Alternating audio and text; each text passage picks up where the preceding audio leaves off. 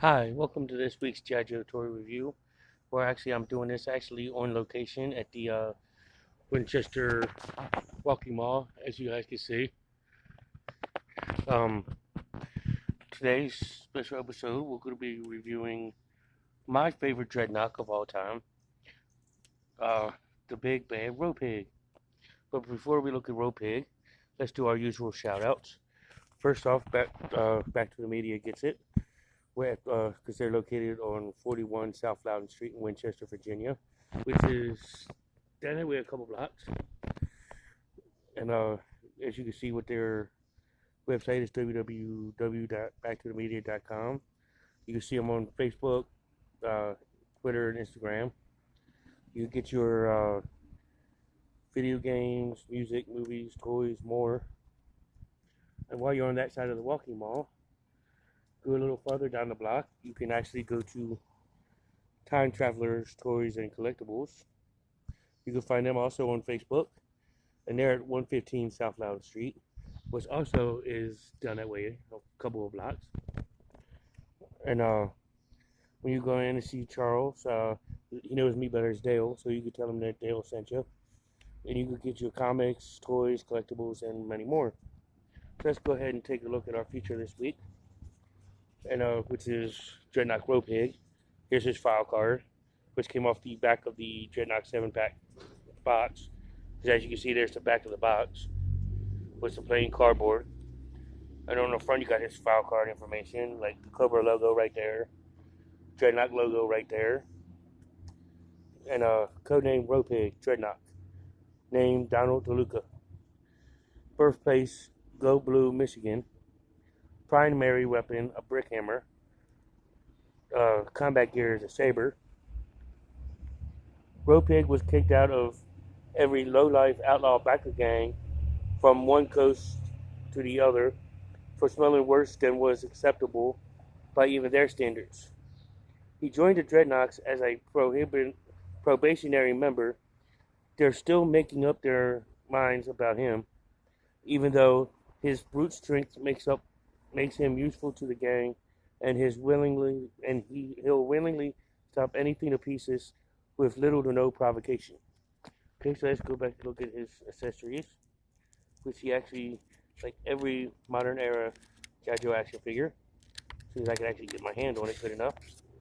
He comes with a figure stand, upraised Cobra logo, and like I said in the last two figures reviews, if they would have put the Dreadnought logo right there instead of the Cobra logo, I think that'll be even cooler.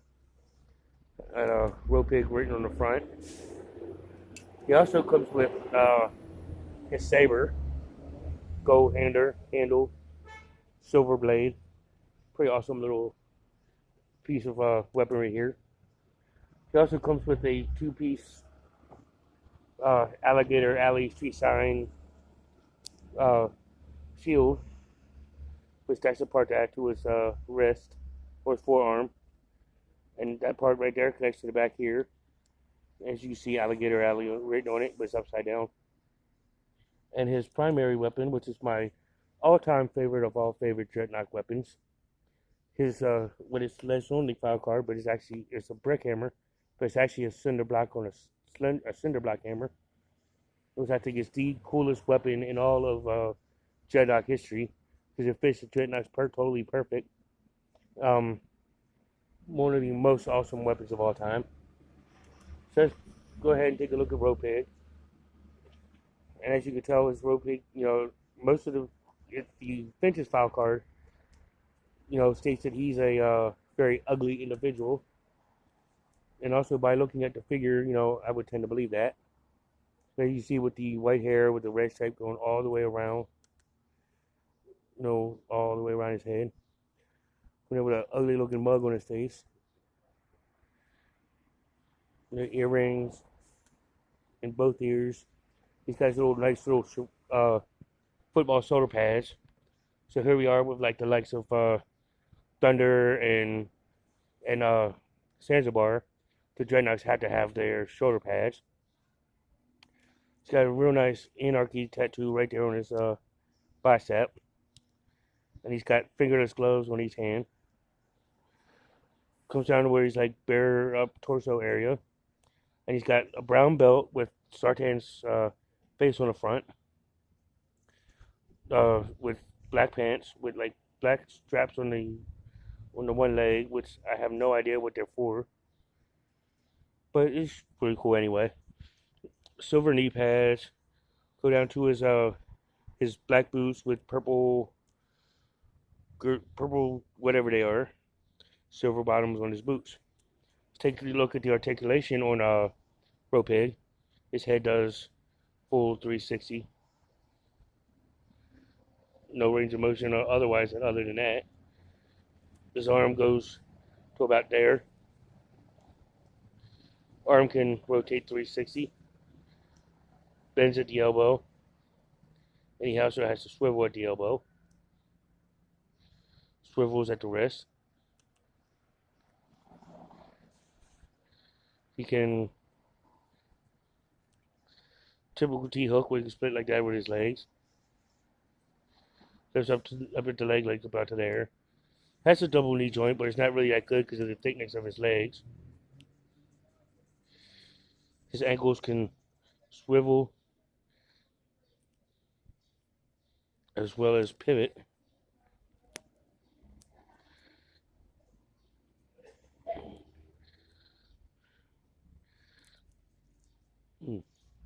Try to get his foot back in there. There we go. So let's take a look at Ropig all set up in better battle gear. And here is Ropig all fully decked out in battle gear. Let me lift it up so you can see it better. There he is. That's a really gruesome sight to see walking down the street, whether it's in a dark alley or even in broad daylight. I wouldn't want to run across this guy. But Ropig makes his first TV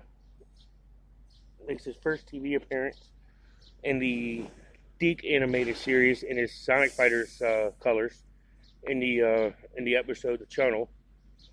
He makes his first comic book appearance in issue number 83, where he's actually watching a news broadcast to find out that Zanzibar and Serena has been captured and arrested and put in jail. So he walks into the police station and actually bails them out. And he winds up having affections for Serena, having feelings for Serena, which are not reciprocated. But because of his affections toward Serena, it makes him very loyal to Serena, so she keeps him around for the Dreadknoks. So there's a reason why the other Dreadknoks can't kick him out yet. My thoughts on Ropig is he's a very, very colorful, well, not colorful, but he's a very greatly designed figure. I kind of like this figure for a Dreadnok bully or Dreadnok enforcer. I think it's a very great design, very great look, very great background upon his character. Except for the fact in the D cartoon they made him look like a stupid bumbling idiot. But I think he's a very great character, great design, great articulation, great weapons. I would recommend this as a top tier Dreadnok just based on the weaponry that he uses. Sorry for the background noise. There's a street machine going by. But for vintage Ropig reviews, check out Hooded Cobra Commander 788 and Forum BX257. Once again, the Street Sweeper's going by, so I apologize for the background noise. Hang on, be right back. Sorry for that interruption. I had to wait till the Street Sweeper went by. It got a little quieter. But like I said, for vintage reviews, check out Hooded Cobra Commander 788's channel, as well as Forum BX257's channel. Hoodie Coco actually has a little funny skit with Ropig's video with the leather coat. Hey Hoodie Coco, I actually like that little spot. If you're watching this, I like that little Ropig jacket. That's awesome. I need to get one of them. But for modern era reviews, you can find them in Sedentary Productions, SW, Zaid, Kazuku. Hope I'm still saying it right. J Trains 997, and plus there was others. I'd like to thank you all for watching week number 3 of Dreadnok month, number 3. And here's the figure we're going to end Dreadnok's monthly number 3 with. the new torch area specialist for the Dreadknoks, Senor Burnout. So tune in next week to watch Burnout and the ending of the Dreadknoks theme month. Thank you all for watching, and I hope you all enjoyed these past two Dreadnought theme months as much as I did. I've always enjoyed the Dreadnought theme months. You can check out the full month of October of 2018 for Sartan, Buzzard, Ripper, and Torch. Go through April to find out the rest of them from then until Burnout, which is next week, and y'all have a good week.